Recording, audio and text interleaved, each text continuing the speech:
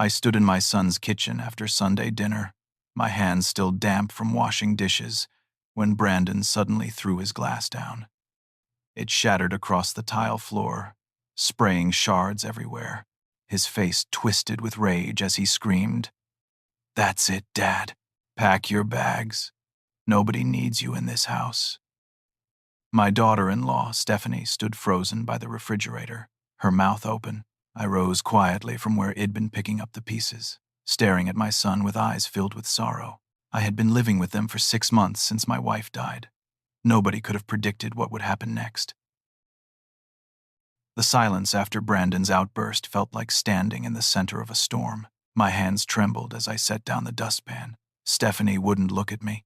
My grandchildren, Emma and Tyler, had disappeared upstairs the moment their father's voice started rising. I walked slowly to the guest room that had become my prison over these past months, each step feeling heavier than the last. 6 months earlier, I had been a different man. My wife, Dorothy, and I had just celebrated our 42nd wedding anniversary when the cancer came back. Stage 4, they said. Nothing more they could do. She lasted 3 weeks after the diagnosis, and in those final days, she held my hand and whispered, "Take care of yourself, Harvey. Don't let anyone take advantage of your kindness." I owned a hardware store in our small Ohio town for 35 years. Built it from nothing into something the whole community relied on. People knew they could come to Harvey's Hardware for an honest price and good advice. After Dorothy passed, I went back to work too soon, trying to fill the emptiness. But the store felt haunted. Every corner reminded me of her. The way Shed stopped by with lunch. How Shed helped me inventory on slow Tuesday afternoons. Brandon drove down from Cincinnati for the funeral, stayed 3 days, and before he left, he sat me down at my kitchen table. "Dad, you can't be alone. Not now. We have plenty of room." Stephanie agrees completely. "Sell the store, move in with us. You can help with the kids, be part of a family again." I was hesitant. I'd always been independent, proud of making my own way. But grief is a strange fog that settles over your judgment.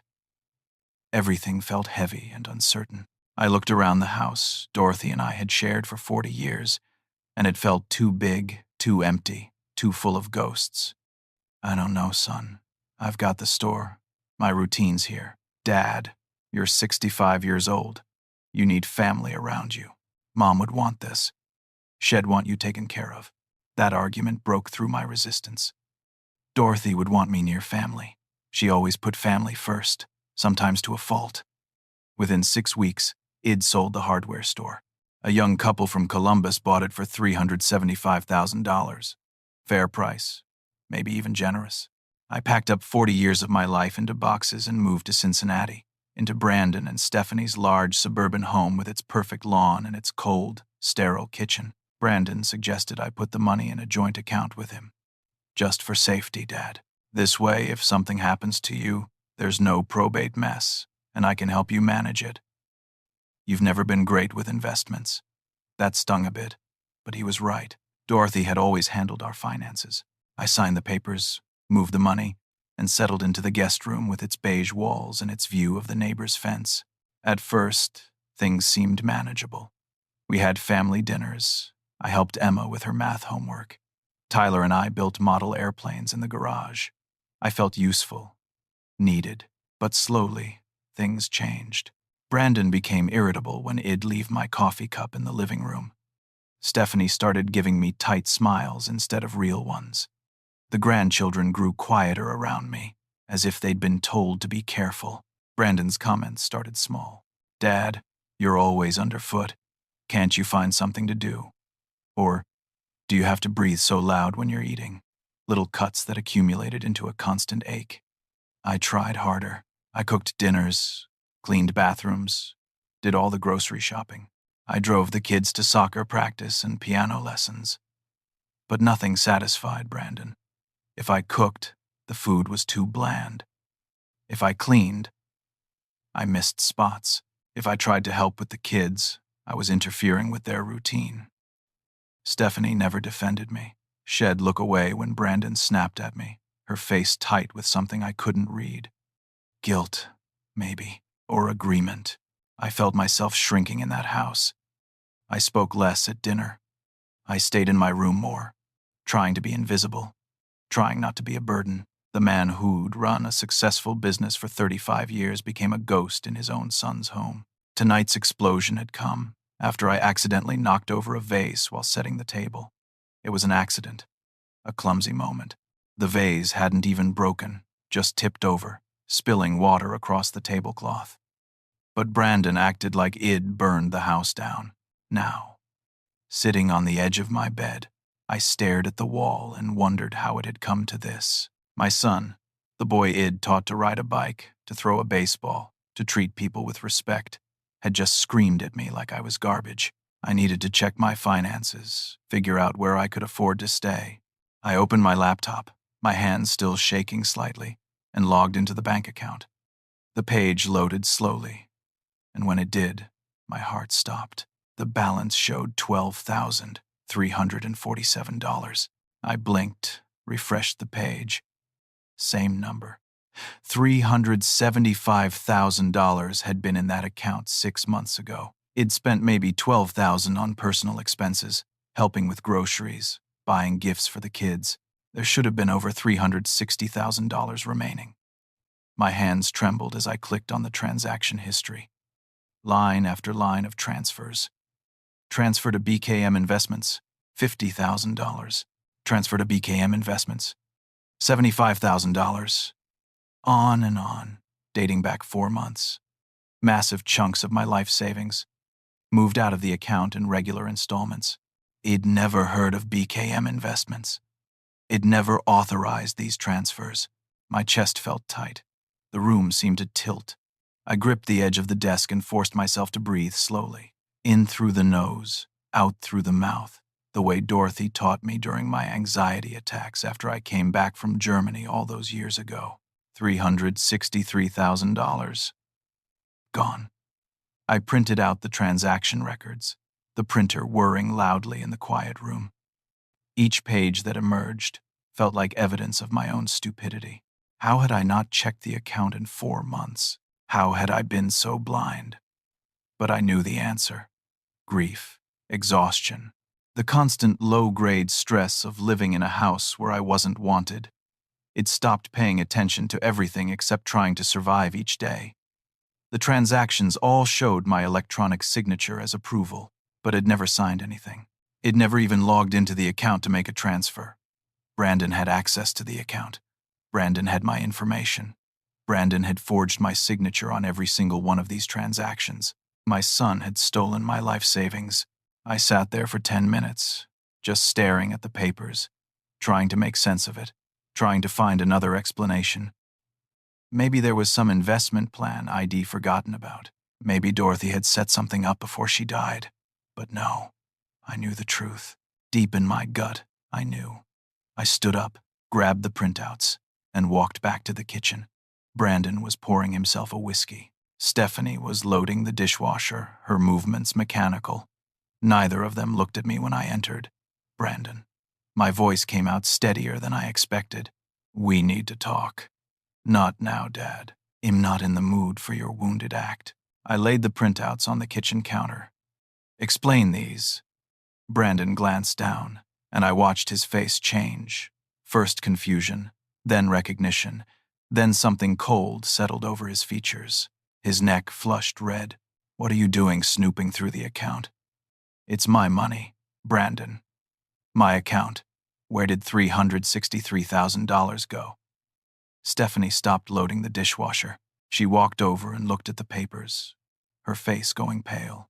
Brandon, what is this? It's none of your concern, Steph. Dad and I have financial arrangements. The hell we do, I said, my voice rising despite my efforts to stay calm. I never authorized these transfers. What is BKM Investments? Brandon's jaw clenched. He took a long drink of his whiskey. You don't understand business, Dad. I was investing your money to make you more money. You were just letting it sit there, losing value to inflation. Investing? Without asking me, without telling me. You would have said no. You would have kept it in some pathetic savings account earning nothing. It's my money. Stephanie's hand went to her mouth. Brandon, tell me you asked him first. Tell me he knew about this. Brandon ignored her. It's a startup company. You'll get triple returns in 2 years. I was doing you a favor. My hands were shaking again, but this time from anger. What is BKM Investments? It's a company Im invested in with my college friend Marcus. We needed capital fast. You were sitting on that money doing nothing with it. The room spun. You stole my money to invest in your own company. I didn't steal anything. You'll get it back with interest. Show me the investment documents. Show me the contracts. Brandon's face went hard. You wouldn't understand the paperwork. It's complicated business structures, limited liability partnerships. Just trust me. Trust you. I felt something break open inside my chest. You forged my signature. You emptied my account without asking. You screamed at me to get out of your house. And you want me to trust you. Stephanie's voice was barely a whisper. Brandon, you told me Harvey approved everything. You said he was a silent partner. Brandon wheeled on her. Stay out of this. I picked up the printouts. I'm calling the police. Brandon laughed, but it was an ugly sound. Go ahead, Dad. You signed everything. I have all the documents. Your signature is on every transfer authorization form. Good luck proving anything in court. It'll be your word against legal documents. He stepped closer, and I could smell the whiskey on his breath. You want to call the cops on your own son? You want to tear this family apart? Think about Emma and Tyler. Think about what that would do to them. I heard a small sound from the doorway. Emma stood there in her pajamas, her face streaked with tears. Tyler was behind her, clutching his stuffed elephant. They'd heard everything. My heart shattered. I couldn't do this to them. Not now, not here. I turned and walked back to my room, my legs feeling like they might give out. I closed the door and sat on the bed, still holding those damning printouts. My phone was in my hand before I realized Id picked it up. I scrolled through contacts until I found Walter Brennan. Walter and I had served together in Germany back in the 70s, had gone on to become a lawyer, retired now, but still sharp as ever. Wed kept in touch over the years, playing poker once a month before Dorothy got sick. It was nearly 10 at night, but I called anyway. Harvey. Walter's gravelly voice came through. Everything okay? No. Walter, I need help. Legal help. I told him everything. The move, the joint account, the missing money. Tonight's confrontation. Walter listened without interrupting, which was one of the things I'd always appreciated about him. When I finished, there was a long pause. Harvey, listen to me carefully. Do not leave that house. If you leave voluntarily, you weaken your legal position. You stay put. I'm driving up from Columbus tomorrow morning, and I'm bringing someone with me. A forensic accountant. We're going to sort this out. Walter, he says he has documents with my signature. Forged signatures can be proven. Well, get handwriting experts if we need to. But Harvey, I need you to do something else tonight. What? Check your credit report. Right now. If Brandon had access to your information, he might have done more than drain a bank account. My stomach dropped. I hadn't thought of that. He'll call you back, I said. I hung up and immediately pulled up my credit report on the laptop. It took 20 minutes to navigate all the security questions, my fingers fumbling on the keyboard. When the report finally loaded, I had to read it 3 times to believe what I was seeing. 3 credit cards. It never opened. The balances added up to $87,000. Store cards, cash advance cards, 1 platinum travel card. All opened in the past 5 months. All maxed out. And there, at the bottom of the report, was something even worse.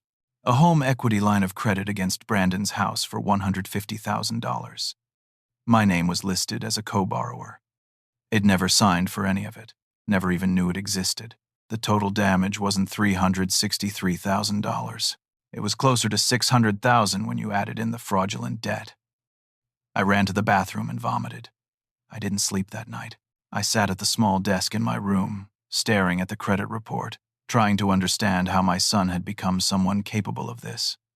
The Brandon Id raised had been a good kid, a little lazy sometimes, a little too interested in shortcuts, but not evil, not a thief. Where had I gone wrong? At 6 in the morning, I heard voices from Brandon and Stephanie's bedroom. Their door was slightly ajar, and the walls in this house were thinner than they looked. I crept into the hallway, my phone in my hand, and stood where I could hear clearly. My conscience twinged about eavesdropping, but that feeling died quickly. My son had stolen from me. I had every right to gather evidence. Stephanie's voice came through first, high and strained. You promised me this was just temporary. You said your dad approved everything. You said it was a proper investment. Keep your voice down. The kids will hear. I don't care if they hear. You lied to me, Brandon. You lied to your father. This is fraud. Do you understand what you've done? Hess loaded. He doesn't need all that money at his age. We have kids to raise, a mortgage to pay. He was just going to sit on it until he died and then wed inherited anyway. I just moved up the timeline. That's not how this works. That's not how any of this works. You stole from him. I borrowed from him. There's a difference. The investment will pay off, and then he'll put the money back. He'll never know the difference. He already knows. He has bank statements. Hes going to call the police. Let him. I have documents. Legal documents with his signature. No court will convict me when I can show proper authorization. There was a pause. Then Stephanie's voice dropped to something cold and final. You forged his signature, didn't you? It's not forgery when you have permission. You didn't have permission. He gave me account access. That's implicit permission. Oh my God, Brandon. What have you done to us? I pressed the record button on my phone and held it up, capturing the rest of their argument. Brandon's voice, defensive and angry. Stephanie's voice, growing more horrified by the minute. It went on for another 5 minutes before I heard footsteps and quickly retreated to my room. Walter arrived at 8:30 with another man in tow. Glenn Richter was in his 50s, built like a bulldog, with sharp eyes behind wire-rimmed glasses. He carried a laptop bag and a briefcase. Harvey, this is Glenn, best forensic accountant in Ohio. Hess going to dig through everything. We sat in my cramped room, papers spread across the bed, the desk, the floor. Glenn worked with quiet intensity, his fingers flying across the keyboard. Walter took notes on a legal pad, asking me questions, building a timeline. Tell me about BKM Investments, Walter said. He'd never heard of it until last night. Brandon says it's a startup he owns with someone named Marcus. Glenn looked up. Marcus, who? I don't know his last name. Brandon's college friend. Glenn typed rapidly. BKM. Could be initials. Brandon, K, Marcus. What's Brandon's middle name? Keith. There we go. Brandon, Keith, Monroe, and Marcus someone. Glenn's screen filled with search results. Got it. Marcus Pemberton. And look at this. He turned the laptop so Walter and I could see. It was a news article from 7 years ago. Local man convicted of investment fraud. The photo showed a younger Marcus Pemberton being led out of a courthouse in handcuffs. Your son went into business with a convicted fraudster, Glenn said flatly. Walter leaned back in his chair. This gets worse by the minute. Glenn continued digging. By 10 in the morning, had unraveled the whole mess. BKM Investments existed only on paper. It had been registered 6 months ago, right after Id moved in with Brandon. The company had a business bank account, but there were no actual business operations. No employees, no office, no products or services. The money from my account had been transferred to BKM, then immediately distributed out to various places. $30,000 to an online gambling site, $50,000 to pay off a personal loan Marcus had taken, $40,000 to a luxury car dealer, $20,000 to a jeweler. The rest scattered across cash, withdrawals, and credit card payments. He didn't invest your money, Glenn said. He spent it. Walter stood and paced the small room. Harvey, this is wire fraud, identity theft, and elder financial abuse. Those are federal charges. Brandon could be looking at 10 to 20 years in prison. The room felt too hot. Too small. I couldn't breathe properly. Has my son. Has a criminal who stole $600,000 from you. 600. Glenn nodded. With the credit cards and the home equity line, you're on the hook for about 600,000 in total. And Harvey, there's something else you need to know. He pulled up another screen. I found evidence of extensive online gambling. Brandon has accounts with 4 different gambling websites. In the past 5 months, he's lost $92,000. I felt numb. Everything Walter and Glenn were saying sounded like they were talking about a stranger, not my son. Has got a problem, I said quietly. A gambling addiction. That doesn't excuse theft, Walter said. But his voice was gentler. Harvey, you need to make a decision here. We can go to the police right now with all this evidence. The prosecutor would jump at a case this clean-cut. Or we can try to negotiate a settlement, get your money back, and keep this out of the courts. But you need to know, if you choose the second option, there's no guarantee he'll pay you back. And if he doesn't, and you've waited, the evidence might get stale. I thought about Emma and Tyler's faces last night, their tears, their confusion. I thought about Dorothy, who always believed in second chances. I thought about the man had been before all this, the man who believed in fixing things instead of throwing them away. I want my money back, I said. But I want more than that. I want my son to face what he's done. Really face it, not just legally, but morally. I want him to understand the magnitude of this betrayal. That's fair, Walter said. Let's figure out how to make that happen. There was a soft knock on the door. Stephanie's voice came through, barely audible. Harvey, can I come in? I looked at Walter, who nodded. Come in. Stephanie entered, and she looked like Shed aged 10 years overnight. Her eyes were swollen from crying. She held a folder in her hands, and her fingers were white-knuckled around it. I need to tell you something. Her voice shook. 3 weeks ago, I found evidence of Brandon's gambling. I confronted him. He broke down and admitted he'd been hiding it from me. That he'd taken money from your account to cover his losses. He begged me not to tell you. He promised he would win it all back and fix everything before you noticed. She opened the folder with trembling hands. I was a coward. I should have come to you immediately. But I was scared. Scared of what it would mean for our marriage, for the kids. I convinced myself that if Brandon could fix it, we could all move on. But he didn't fix it. He made it worse. She pulled out a document and held it toward me.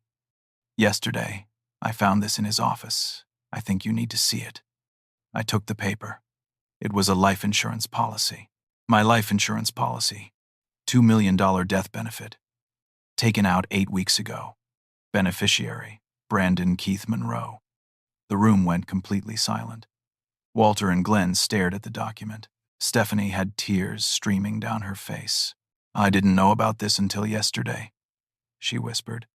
I swear to you, Harvey. When I found it, I knew I had to tell you. I knew I couldn't protect him anymore. He took out a policy on your life, $2 million, and he's $600,000 in debt. The implications hit me like a freight train. With that kind of debt, with gambling addiction clouding his judgment, with my signature already compromised on multiple documents, how far would Brandon go? Would he actually consider harming me to collect that insurance money? I wanted to believe my son would never do something like that. But 24 hours ago, I would have said my son would never steal from me either. Walter took the policy from my shaking hands. We're going to the police, right now. This changes everything. The police station was a low brick building on the edge of downtown Cincinnati. Walter, Glenn, Stephanie, and I sat in Detective Lisa Gorman's office for 3 hours, laying out everything. Detective Gorman was in her 40s, with short brown hair and eyes that missed nothing. She took careful notes, asked pointed questions, and occasionally paused to make sure I was holding up okay. Mr. Monroe, I want to be very clear about something, she said when we'd finished. The evidence you've provided is substantial. The forged signatures, the fraudulent accounts, the unauthorized transfers, these are all prosecutable offenses. The life insurance policy adds another layer of concern. We're going to open an investigation immediately. What does that mean for Brandon? I asked. It means we'll be bringing him in for questioning. If the evidence supports it, and based on what you've shown me, it will well be filing charges. Given the dollar amounts involved and the interstate nature of some of these transactions, this will likely involve federal prosecutors. How much time could he face? Stephanie's voice was barely a whisper. Realistically, 10 to 15 years if convicted on all counts.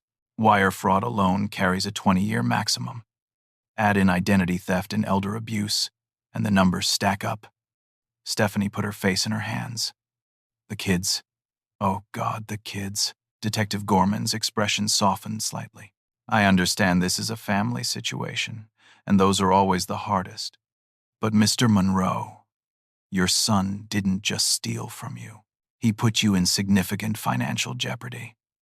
The credit card debt alone could ruin your credit for years. And that life insurance policy suggests potential premeditation of something much worse. I couldn't speak. My throat was too tight. Well, start with the financial crimes investigation, Detective Gorman continued. In the meantime, Mr. Monroe, I strongly suggest you change all your passwords, put a freeze on your credit, and document any further interactions with your son. Don't confront him directly. Let us handle this, Walter added. And Harvey, you need to get your own legal representation beyond my help. This is going to get complicated. We left the station as afternoon turned to evening. Stephanie drove back to the house ahead of us. She needed to pack some things for herself and the kids. Shed decided to move in with her sister for a while. I can't be there when they arrest him, Shed said in the parking lot. I just can't. Walter and Glenn came back to the house with me.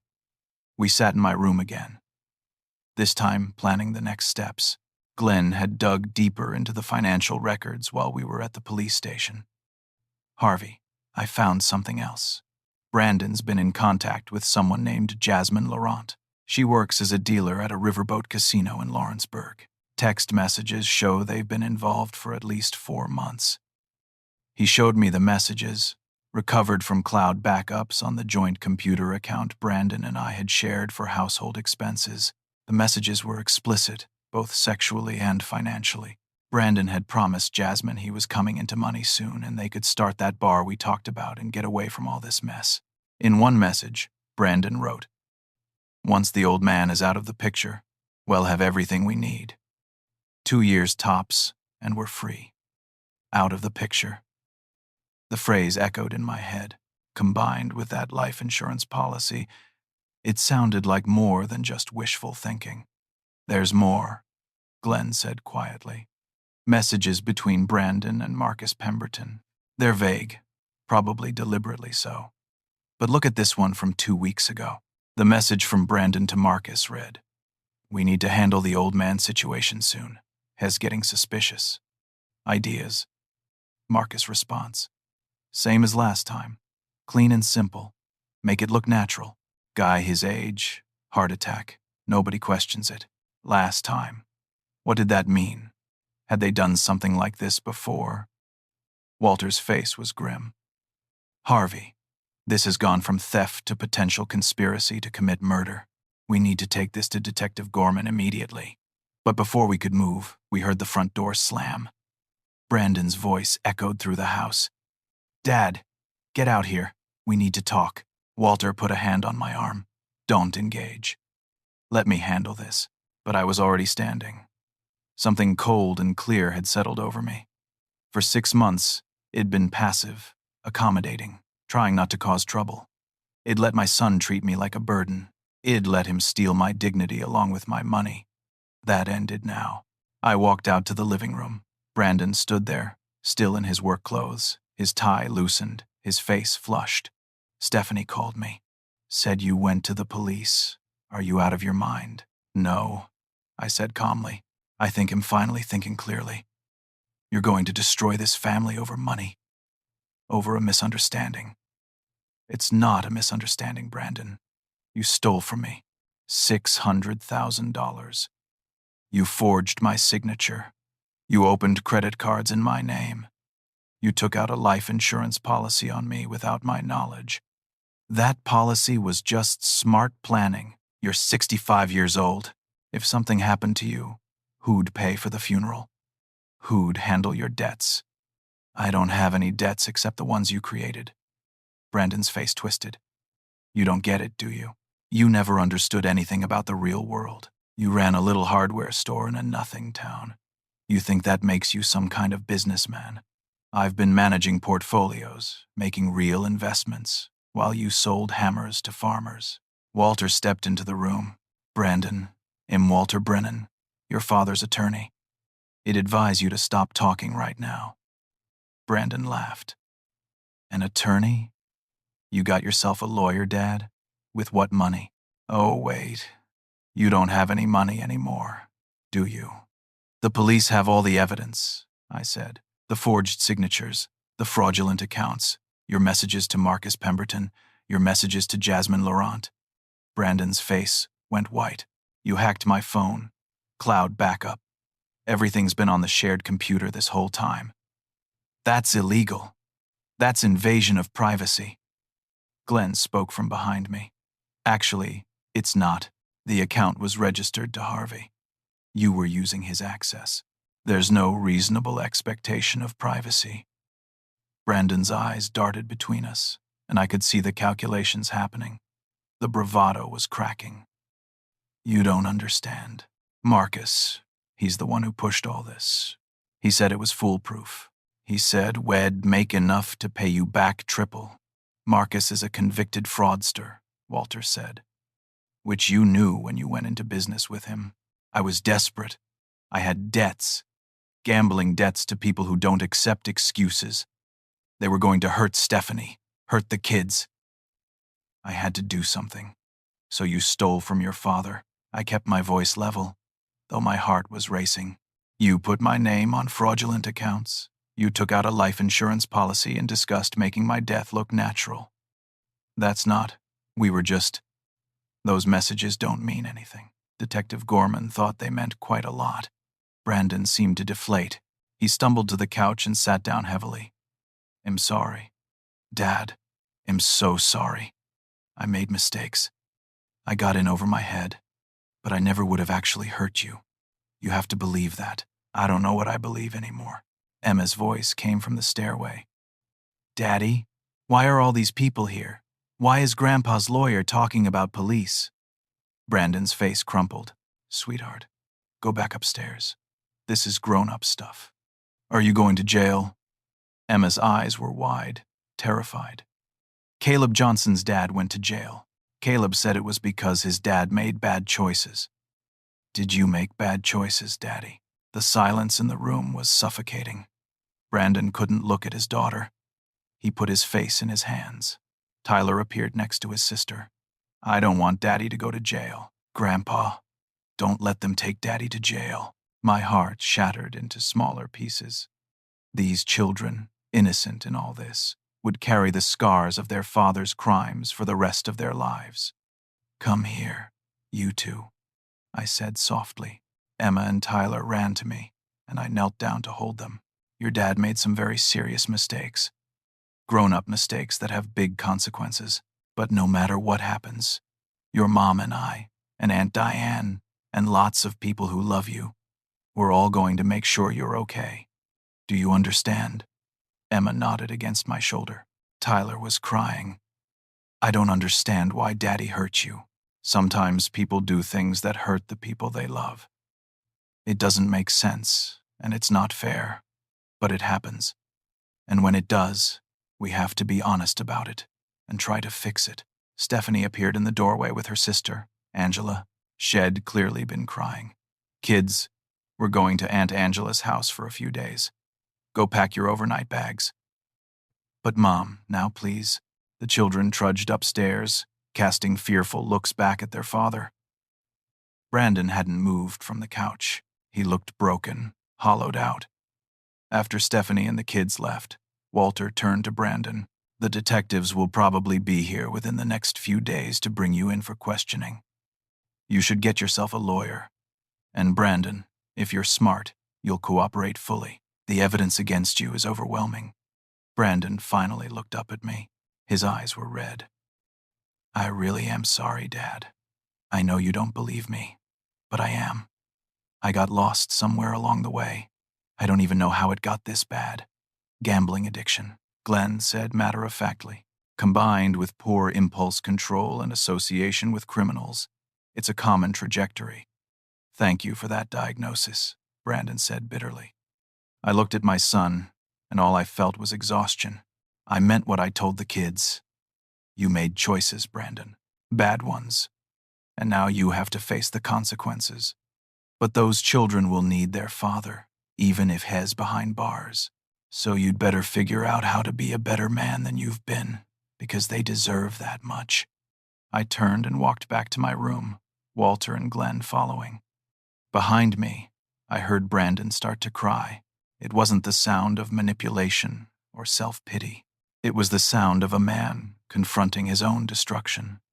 But I couldn't let that soften me. Not yet. Not when I still had so much to figure out.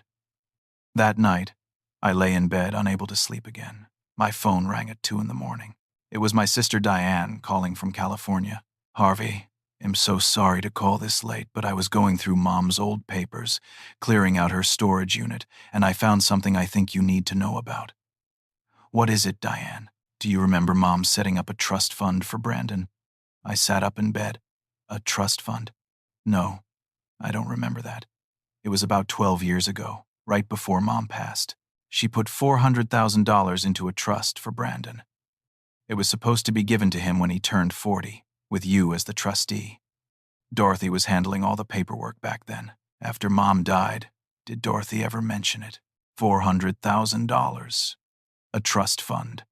Brandon didn't know about it, clearly, or he wouldn't have needed to steal from me. Diane, are you sure about this? I have the documents right here. I'm looking at them now. The trust is still active. It's been managed by a financial firm in Columbus all these years. The current value is closer to $540,000 with growth and dividends. Brandon gets it when he turns 40, which is what, 18 months from now, 17 months. Right. But Harvey, here's the thing. The trust has a condition. Brandon only receives the money if he maintains. And I'm reading directly from the document, a relationship of respect and good faith with you. You, as trustee, have full discretion to determine if that condition has been met. If it hasn't been met, the money goes to Brandon's children's education funds instead. I felt something shift in my chest. Leverage. I suddenly had leverage. Diane, I need you to send me copies of everything. Every document related to that trust. I'll email them tonight. Harvey, what's going on? You sound strange. I told her a brief version of the past 24 hours. When I finished, she was silent for a long moment. Oh, Harvey, I'm so sorry. Brandon always had a streak of entitlement, but I never thought he'd do something like this. People surprise you. Are you okay? Emotionally, I mean. I don't know yet. Ask me in a few months. After we hung up, I sat in the darkness, thinking. Brandon had stolen over $600,000 from me. But now I controlled access to another $540,000 that he didn't even know existed. The irony wasn't lost on me. Dorothy had set up that trust because she always worried about Brandon's financial judgment. She'd seen something in him that he'd been blind to. And now, from beyond the grave, she'd given me a tool to potentially recover what I'd lost. I just had to figure out how to use it. The next morning, I met with Walter and a different lawyer Head brought in, Patricia Santos. Patricia specialized in trust law and elder financial abuse cases. She was probably 40, sharp as a tack, with a direct manner that I appreciated. Mr. Monroe, Walter briefed me on your situation. I've reviewed the trust documents your sister sent over. This is actually a fairly elegant piece of planning, likely done by your mother's estate attorney. The key clause here is the discretionary determination. As trustee, you're not required to justify your decision to anyone except in the event of a legal challenge, and even then the burden of proof is on the challenger to show you acted in bad faith. So I can deny Brandon access to the trust. Absolutely, given that he's currently under investigation for defrauding you. Any court would uphold your decision. In fact, It'd argue you'd be failing in your fiduciary duty to release the funds to him under these circumstances. What if I wanted to use the trust as leverage, to force him to make restitution? Patricia exchanged a glance with Walter. That's trickier. You can't explicitly condition the trust release on actions outside the trust's terms, but you could make it clear that his actions toward you constitute a violation of the respect and good faith clause, and that until such time as he's made meaningful amends, you don't see how that condition could be considered met. So I tell him, pay me back, get treatment, make this right, and maybe reconsider the trust distribution. You'd need to be careful with the wording, but yes, essentially, the trust itself is protected from his creditors because he has no vested right to it yet. So even if he declares bankruptcy, which he probably should, that money remains intact for the potential benefit of his children. Over the next week, several things happened in rapid succession. First, the bank completed their internal investigation and reversed most of the fraudulent credit card charges. My credit report was annotated with fraud alerts. The unauthorized cards were closed. I got back about $93,000 that way. Second, Detective Gorman's investigation moved forward. Brandon was brought in for questioning. He invoked his right to an attorney and didn't speak to the police. Marcus Pemberton, however, sang like a bird, facing violation of his parole for the previous fraud conviction. Marcus gave up everything. He detailed how Brandon had approached him 6 months ago with the idea of using my money to fund their investment company. He explained how they'd falsified documents, forged signatures, and siphoned off the money. He also, critically, provided text messages that showed Brandon was the driving force behind the scheme, not Marcus. The federal prosecutor filed charges: wire fraud, identity theft, elder financial abuse. Brandon was arrested at his office. The local news ran a story. Local investment manager charged with defrauding elderly father. Brandon's employer suspended him immediately. Stephanie filed for divorce 3 days after the arrest. She and the kids stayed with Angela. I helped her hire a good attorney and paid for the retainer. Whatever Brandon had done, Stephanie and those kids didn't deserve to suffer more than they already were. Brandon posted bail, $10,000, and moved into a cheap apartment near the airport. His attorney, a public defender named Simon Watts, reached out to Walter about a possible plea arrangement. That's when I made my move. I invited Brandon to meet me at a coffee shop on neutral ground. Walter came with me. Brandon arrived, looking like a ghost of himself. Head lost weight. His clothes were rumpled. He had the look of someone who hadn't slept in days. "Dad," he said when he sat down, "thank you for agreeing to meet. I didn't do it for you. I did it because we need to resolve this situation." Brandon nodded. "I know. My attorney says the prosecutor's case is solid. Hess recommending I take a plea deal. 7 years. Probably serve 5 with good behavior. That's a long time to be away from your kids." "I know." His voice broke. Emma asked Stephanie if she could write me letters in prison. She's 9 years old, and she's already planning for her dad to be in jail. How did I do this to them? I didn't answer. It wasn't really a question. Walter opened his briefcase and pulled out a folder. "Brandon, we're going to lay out a proposal. I want you to listen to the whole thing before you respond." Brandon nodded, his eyes wary. "First, the house. It needs to be sold. The proceeds will go toward repaying your father. With the home equity line of credit, you're already underwater on it anyway." Stephanie agrees. "Shell'll split whatever's left after repayment with you, which will likely be nothing, but it's fair." Brandon started to protest, but Walter held up a hand. "Second, you will sign a detailed confession outlining every fraudulent transaction, every forged signature, every lie. That confession will be held by your father's attorney. If you fail to comply with any part of this agreement, it will be turned over to the prosecutors. I've already been charged. How does that help? Additional charges can always be filed, and that confession would eliminate any chance of appeal or reduced sentencing. You'd be looking at the full 20 years, not 7. Brandon's face went even paler. Walter continued.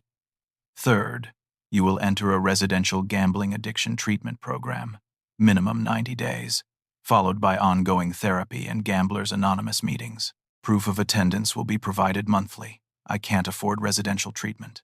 I don't have insurance anymore. Your father will pay for it, I said. Out of what he recovers. Brandon looked at me, confused. Why would you do that? Because you're sick, Brandon.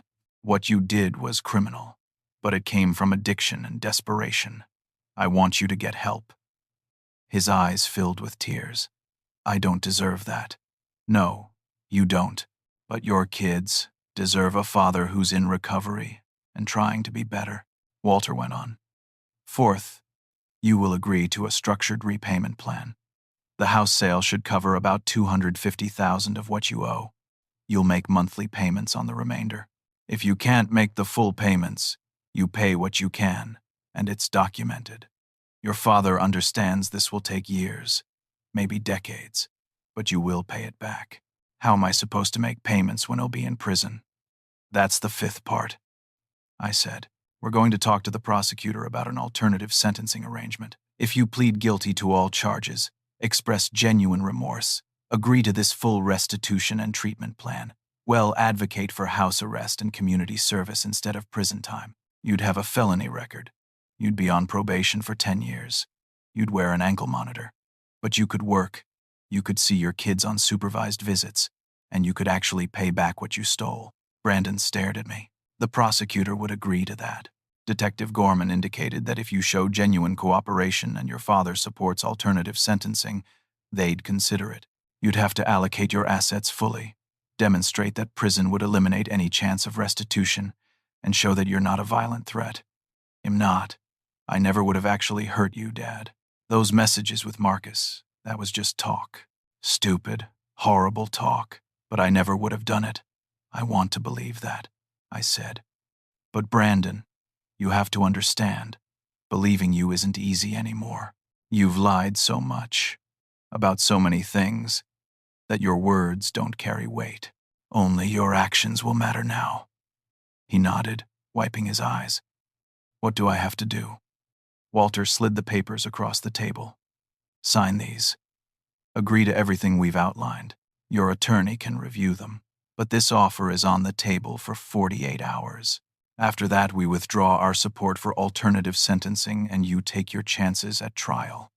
Brandon's hands shook as he picked up the papers. Can I ask you something, Dad? What? Why are you doing this? After everything I did, why are you giving me a way out? I thought about Dorothy, about the trust fund Shed set up, about the secrets Shed kept to protect Brandon. I thought about Emma and Tyler, who needed their father even if had failed spectacularly.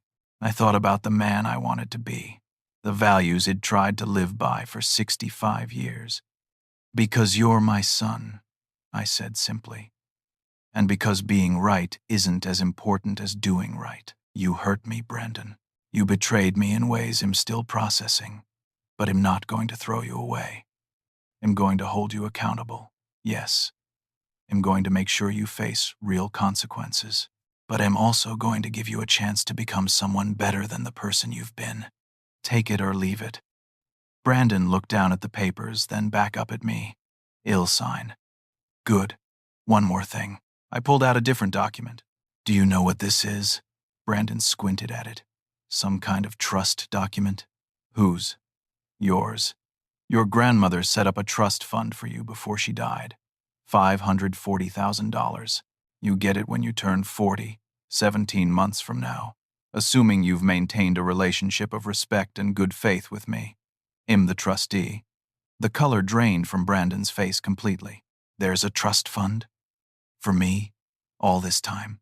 Your mother knew about it. She managed it. After she passed, I forgot it existed. Your Aunt Diane just reminded me.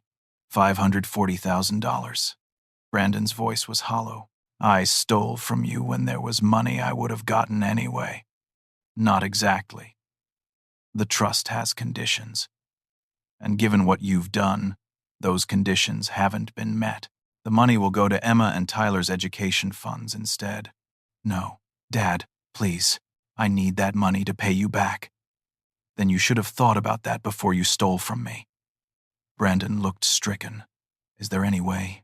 Any chance I could still get that money? That depends entirely on you, I said. If you fulfill every part of this agreement, if you genuinely change, if you rebuild trust over years of consistent behavior, then maybe, possibly, you'll reconsider. But Brandon, I want to be clear. This isn't a negotiation. This isn't leverage you can use. This is me telling you that your actions have consequences that ripple farther than you realized. You gambled away your grandmother's legacy to you. That's on you. He sat there for a long moment.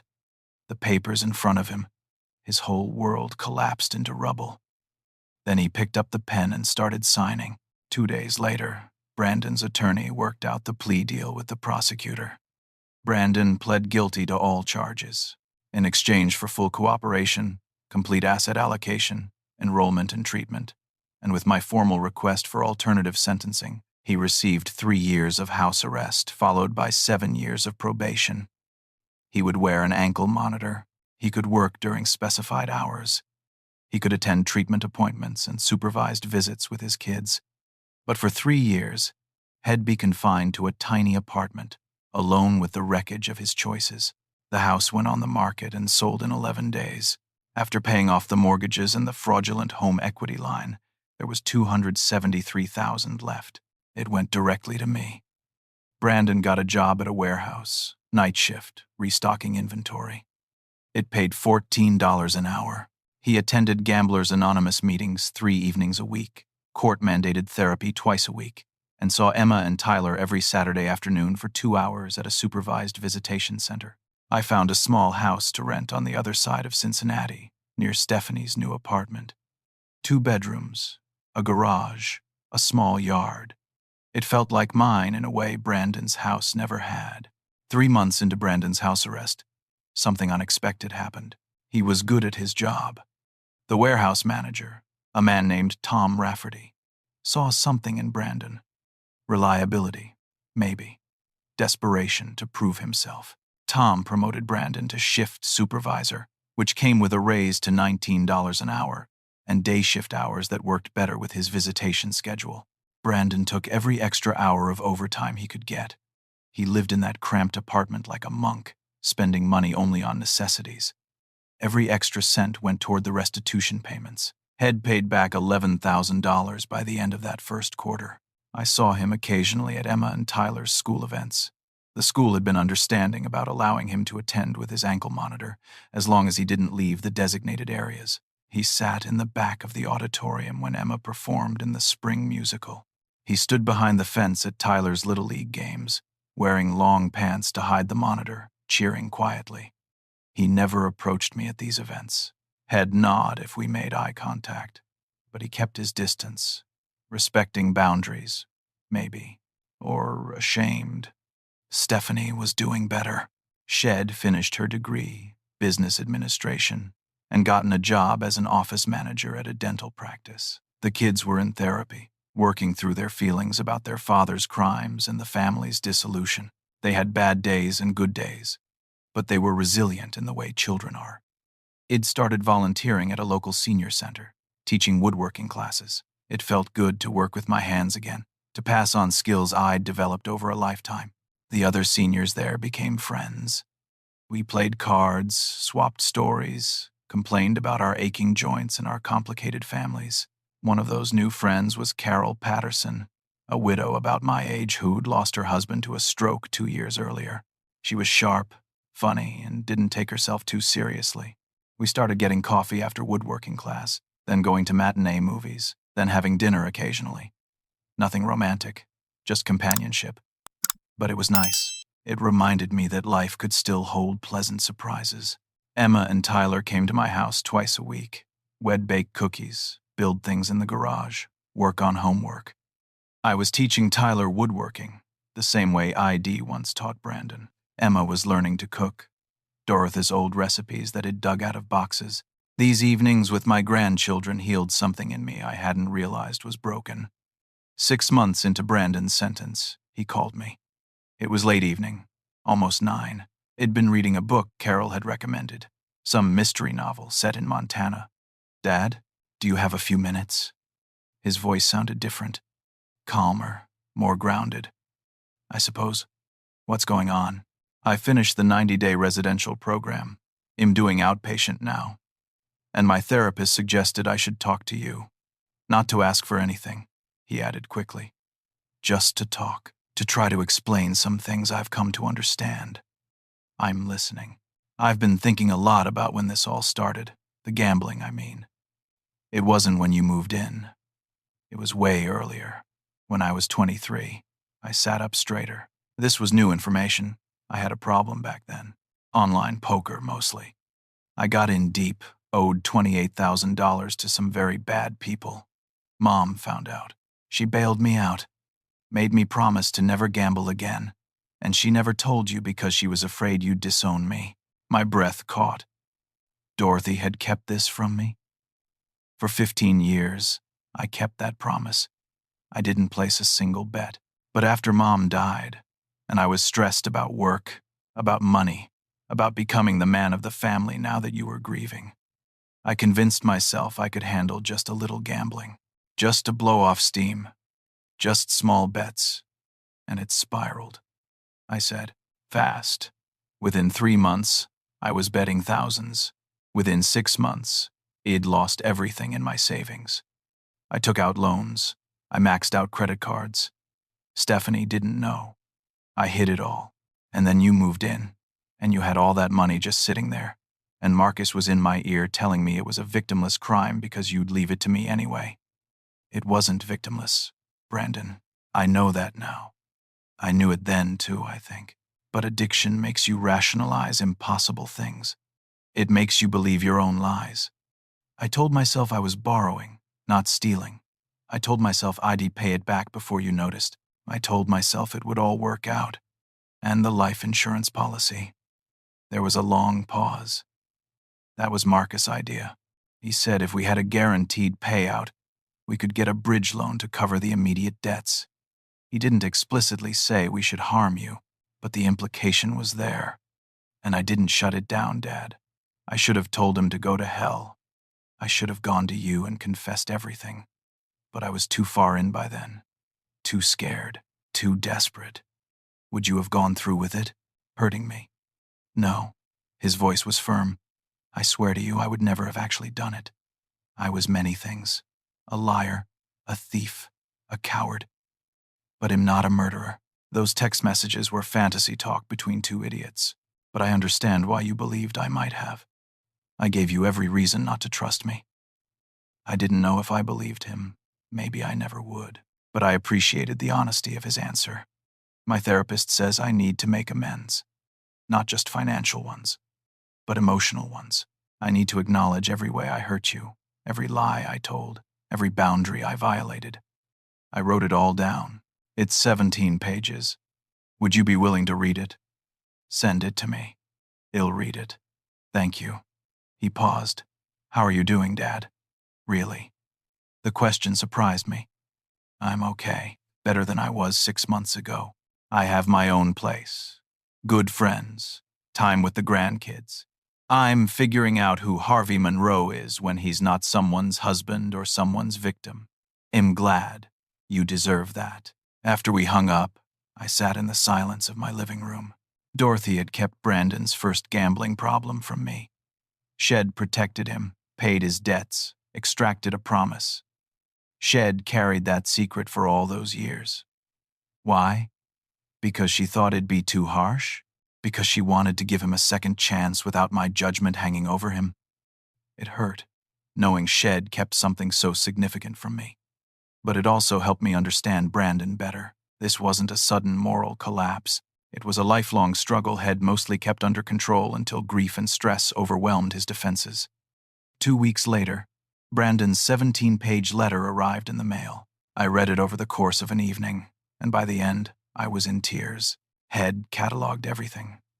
Every lie, every manipulative comment, every moment Head made me feel small or unwanted. Head analyzed his own psychology with brutal honesty, acknowledging patterns of entitlement and blame-shifting that went back to childhood.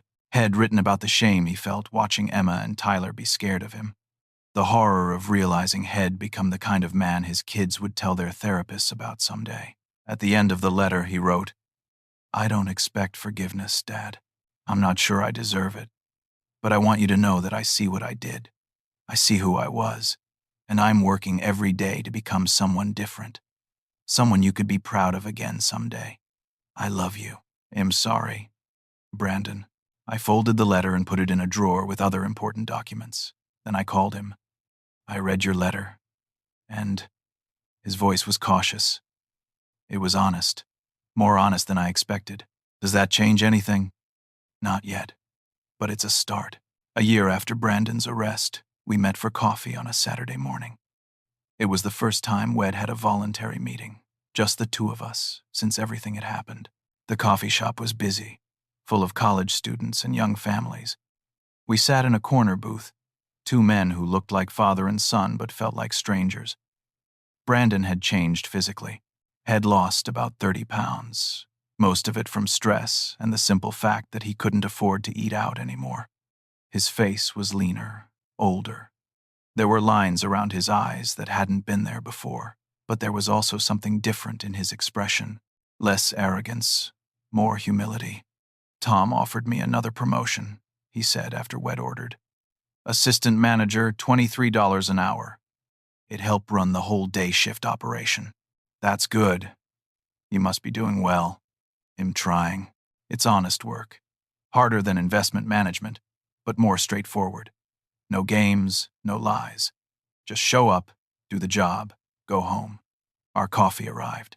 We both added cream, stirred in silence. "I've paid back $68,000 now," Brandon said. "It's not enough, I know, not even close, but I'm consistent. Every month, every payment, I know. Walter keeps me updated. How's Carol?" The question surprised me. "She's fine." "How do you know about Carol?" "Emma mentioned her. Said you've been spending time together." "I'm glad, Dad. You shouldn't be alone. We're just friends." Brandon smiled slightly. "That's what Stephanie and I said at first, too. Well, Carol and I are actually just friends. I'm not looking for romance. Dorothy was the love of my life. But Carol's good company. Mom would want you to be happy. I think she'd want a lot of things." Brandon looked down at his coffee. "I think about her a lot. About the secret she kept from me. I used to be angry that she didn't tell you, but now I understand she was trying to give me a chance to be better without the weight of your disappointment. She loved us both enough to carry that burden alone." "She did," I said, "but I wish she'd trusted me with the truth. I might have been disappointed, but I would have helped you. We could have gotten you treatment back then. Maybe. Or maybe I wasn't ready to change yet. Maybe I needed to fall all the way down before I could start climbing back up." We talked for an hour. He told me about his therapy, about the tools he was learning to manage his addiction. He told me about the Gamblers Anonymous meetings, how hearing other people's stories helped him feel less alone. He told me about his supervised visits with Emma and Tyler, how they'd been awkward at first but were slowly warming up. "Tyler asked me last week if I'd teach him to play chess," Brandon said. "Like you taught me." I told him I would if his mom and the supervisor approved. They did. So now we play chess every Saturday during our visits. Hez getting pretty good. Hez a smart kid. Both of them are. Smarter than I was at their age. More emotionally aware. Therapy's been good for them. And Stephanie. She's doing great. Really great. The divorce is almost final. She's dating someone, apparently. A teacher at Tyler's school. The kids like him. I'm happy for her. Are you? Really? Brandon considered the question. "Yeah, I am. She deserves someone who won't lie to her, who won't put her at risk. I wasn't that person. Maybe I will be someday, but it won't be with her. That bridge is burned, but she's a good mom, and she's building a good life. That's enough." Before we parted ways, Brandon said, "Dad, can I ask you something?" "What?" "The trust fund. Grandma's trust. Do you think there's any chance, if I keep doing everything right, if I pay back everything I owe, if I stay sober from gambling for years, do you think you'd ever reconsider?" He'd been expecting this question. He'd thought about my answer for months. Brandon, I honestly don't know. The trust was supposed to be a foundation for your future.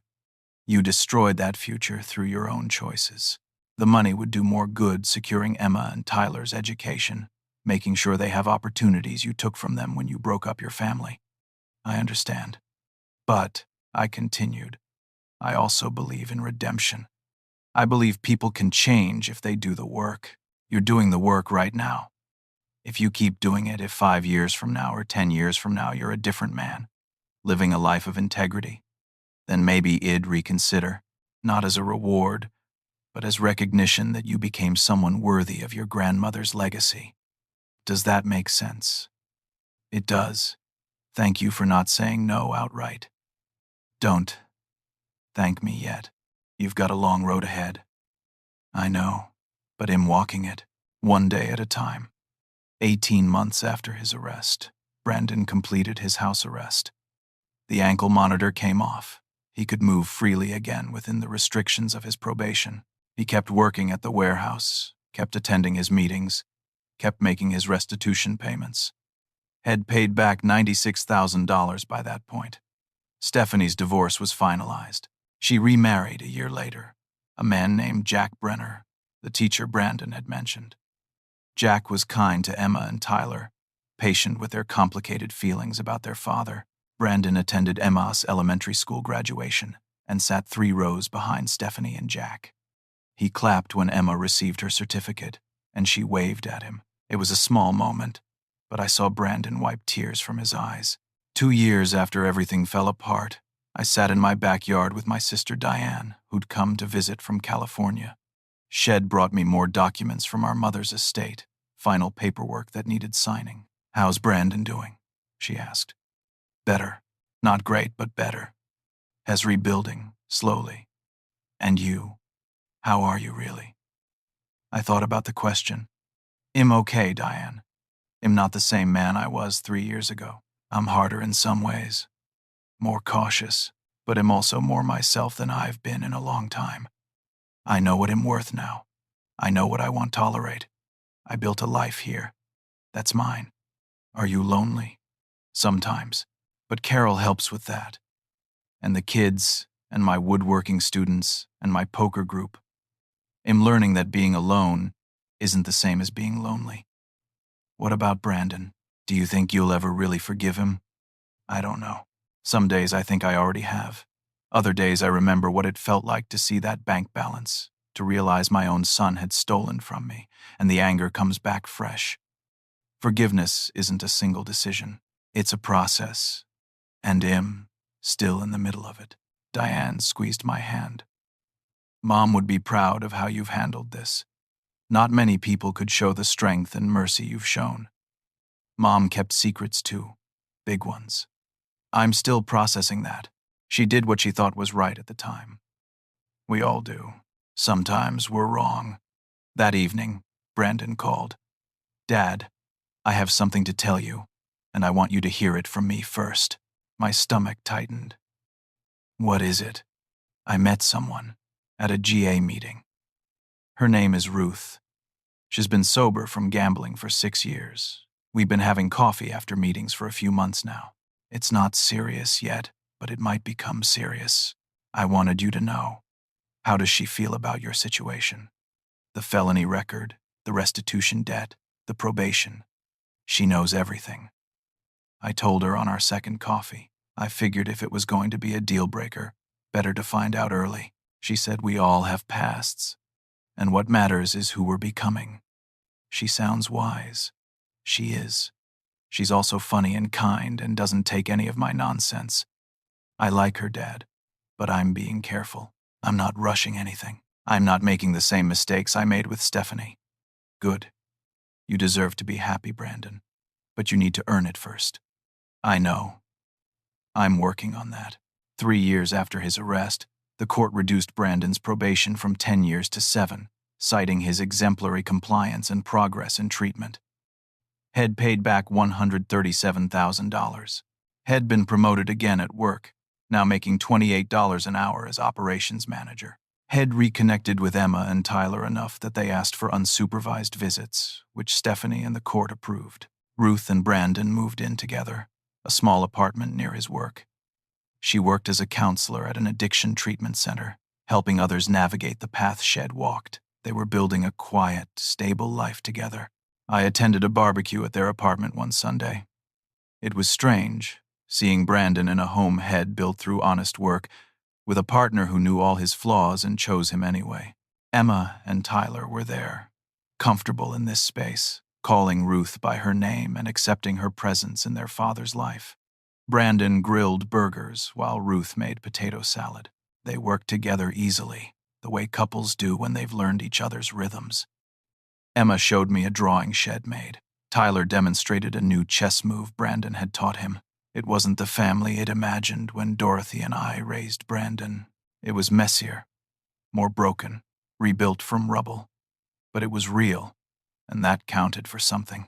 5 years after Brandon threw that glass in his kitchen, screaming at me to leave, I sat in my own backyard under a maple tree Dorothy and I had planted 40 years ago.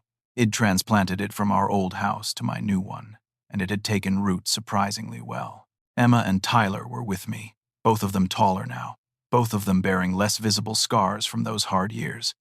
We were planting a second tree, a sapling oak that Diane had sent from California. It was descended from a tree in our mother's yard, Shed said, a piece of family history continuing forward. Emma, now 14, held the sapling steady while Tyler, 12, shoveled dirt around the roots. I directed them, offering advice on depth and spacing. The afternoon sun was warm. Carol would be joining us for dinner later, bringing her famous apple pie. Brandon and Ruth were coming too, with Ruth's daughter from a previous marriage, a 7-year-old named Sophie who called Brandon Mr. B and thought he hung the moon. Brandon had fully paid his restitution 6 months ago, 4 years ahead of schedule. The judge had reduced his probation again. He was a free man now, or as free as a convicted felon could be. Stephanie and Jack would arrive around 5, bringing Tyler's birthday cake. Yes, we'd all learned to occupy the same space, not as one happy family, but as people connected by children who needed stability more than they needed us to be perfect. Emma stepped back from the tree. Is that good, Grandpa? I examined their work. Perfect. That tree's going to grow strong here. Tyler wiped dirt from his hands. Do you think Great-Grandma would like that we planted her tree here? I think she'd love it. She always believed in giving things a chance to grow. We went inside to wash up, and I found myself alone for a moment in the quiet house. I'd redecorated recently, adding photos of the grandchildren, some of Dorothy's paintings that had been in storage, a few new pieces I'd made in woodworking class. The house felt lived in now. Loved. My phone buzzed. A text from Brandon. Running 5 minutes late. Ruth's daughter needed to finish a chapter in her book. She's very serious about reading goals. I smiled and texted back. No problem. Well, see you when you get here. I thought about the past 5 years, about the man I'd been when I stood in that kitchen, shell-shocked and betrayed. I'd been broken then, hollowed out by grief and violation. I'd felt old, used up, discarded.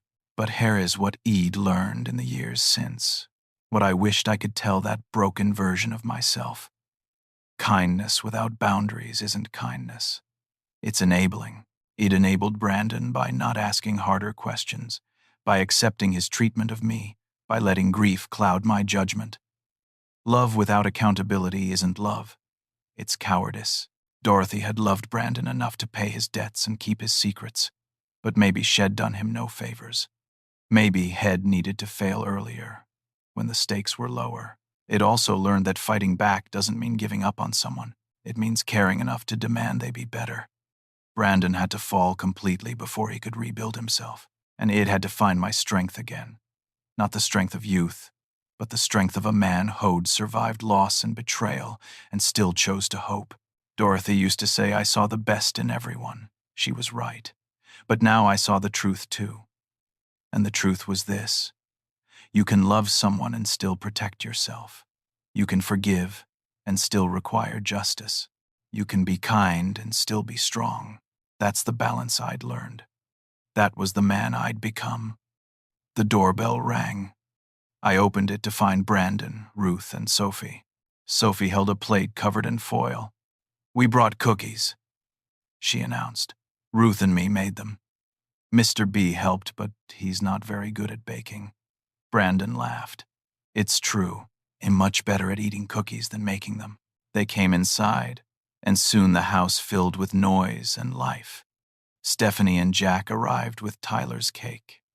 Carol showed up with her pie and a bouquet of flowers from her garden. We crowded around my dining table, which barely fit everyone, passing dishes and telling stories and celebrating Tyler turning 12. I watched my fractured, rebuilt family, and I felt something I hadn't felt in years. Contentment. Not happiness, exactly. The wounds were still there, the trust still rebuilding, but contentment. A sense that we'd survived the worst and found a way forward. After dinner, Brandon asked if we could talk privately. We went out to the backyard, standing under the maple tree. The sun was setting, painting the sky orange and pink. "I wanted to thank you," Brandon said, "for everything, for holding me accountable, for giving me a path to redemption, for not giving up on me even when I'd given up on myself. You did the work, Brandon. I just didn't get in your way. No, it was more than that. You could have destroyed me completely. You could have pushed for maximum prison time, taken the kids away from me forever, written me off. You didn't. You held the door open just enough that I could find my way back if I worked hard enough." I looked at my son, this man who'd hurt me so deeply and then spent 5 years proving he could be better. "I'm proud of the work you've done. I want you to know that." His eyes filled with tears. "That means everything, Dad. More than you know. But Brandon, I need to be honest with you. I'm still healing. There are still days when I remember what you did and it hurts all over again. Forgiveness isn't linear. It's messy and complicated. I know. I don't expect everything to be perfect. I just want to keep moving forward." We stood in silence for a moment. Then Brandon said, "The trust fund. I'm not asking about it. I just want to say, whether you ever release it to me or not, whether it goes to Emma and Tyler instead, I understand. I lost the right to expect it. But I want you to know I'm building a life that doesn't depend on that money. I'm building a life I can be proud of on my own." I felt something shift in my chest. A loosening of tension had been holding for years. "I know you are. I see it." That night, after everyone had gone home and I was alone again, I sat on my porch with a cup of coffee.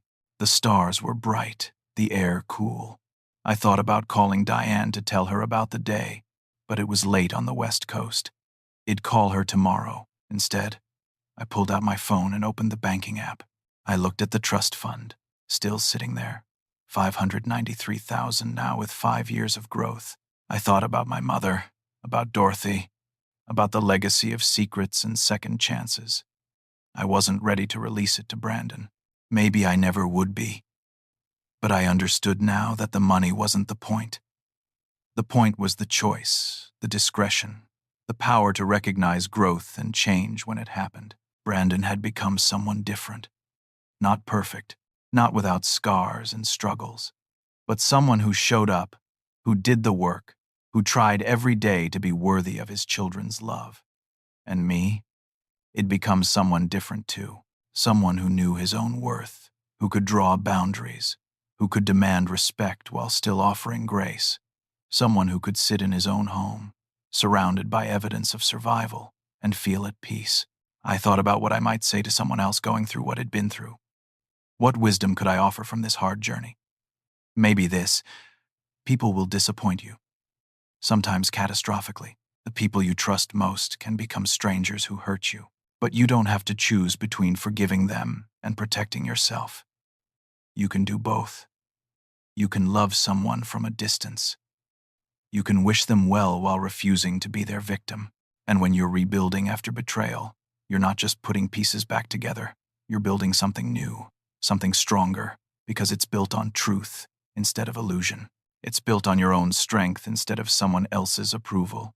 The man it'd been 3 years ago, the one Dorothy had loved and protected, had been kind but naive. The man I was now had been tested by fire. It lost money, dignity, trust, but it gained something more valuable: self-knowledge, boundaries, the understanding that mercy and strength aren't opposites. They're partners. I finished my coffee and went inside. Tomorrow I'd work in the shop with my woodworking class. Tomorrow night I'd have dinner with Carol. This weekend Emma wanted help with a school project. Next month was Stephanie's birthday, and we were all planning a surprise party. Life went on. Messy, imperfect, beautiful life. And I was here for it. Finally, fully, without apology, I was here. Now, I want to ask you something. Have you ever had to choose between protecting yourself and helping someone you love? How did you find that balance? Share your thoughts in the comments below. I'd love to hear your stories. If this story moved you or made you think, please hit that like button. And if you want to hear more stories about resilience, family, and finding strength in difficult times, subscribe to the channel and click the notification bell so you never miss a new story. Share this video with someone who might need to hear it. Sometimes we all need reminders that we can survive betrayal, that we can rebuild, that we can become stronger versions of ourselves. Thank you for listening to my story. I hope it gave you something to think about, maybe even something to hold on to when life gets hard. Remember, you can be kind and still be strong. You can forgive and still protect yourself. You can love and still demand respect. Take care of yourselves out there. Life's too short to be anyone's doormat, but it's also too precious to waste on bitterness. Find your balance, build your boundaries, and never, ever forget your own worth. Until next time.